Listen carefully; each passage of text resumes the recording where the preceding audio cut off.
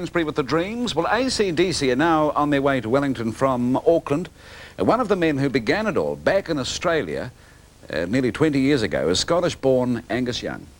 The band's been going, what, nearly 20 years now, Angus Young. What keeps you doing it? What keeps us doing it?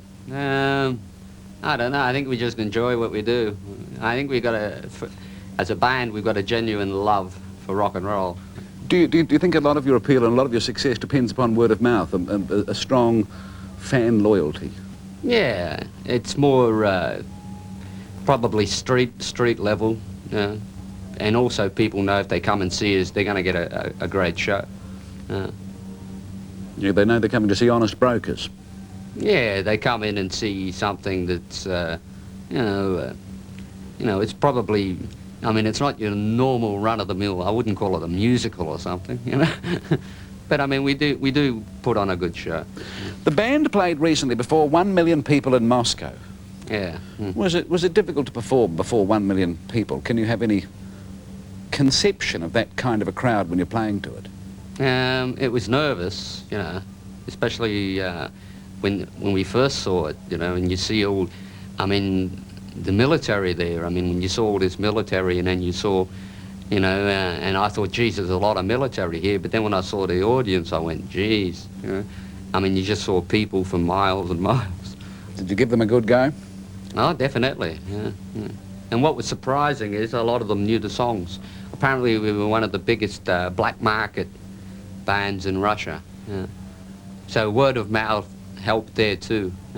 And from what I gathered, that's been going on now for 12 years there, the word of mouth. And what about this country? What have you made the decision on what colour the school uniform is going to be?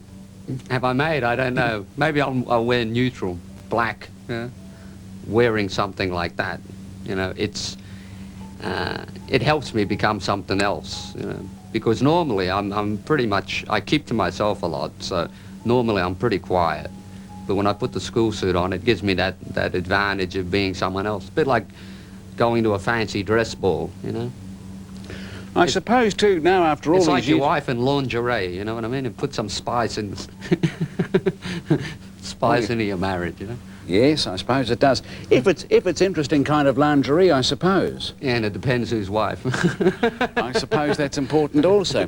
The concert tomorrow night in Wellington, Angus, is going to be the 150th concert of this world tour, the Razor's Edge tour. Yeah. You exhausted? No, I'm looking forward to it, actually, because it's the first time we've been in New Zealand, and I'm hoping it's going to be exciting, so... But I am looking forward to it. Yeah, well, there's a great deal of anticipation about your visit. I mean, at 20 years, you haven't managed to make it here. Yeah, the last time we were coming here, I think there was a lot of problems with noise pollution or something like this.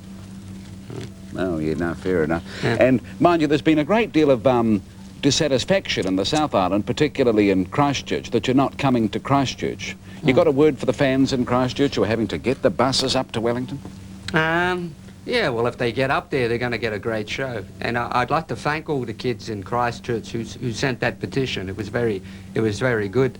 But everything was booked before we had come, and who knows? This is the first time we've been here, so hopefully if we ever get the chance to get it here again, we can get to Christchurch.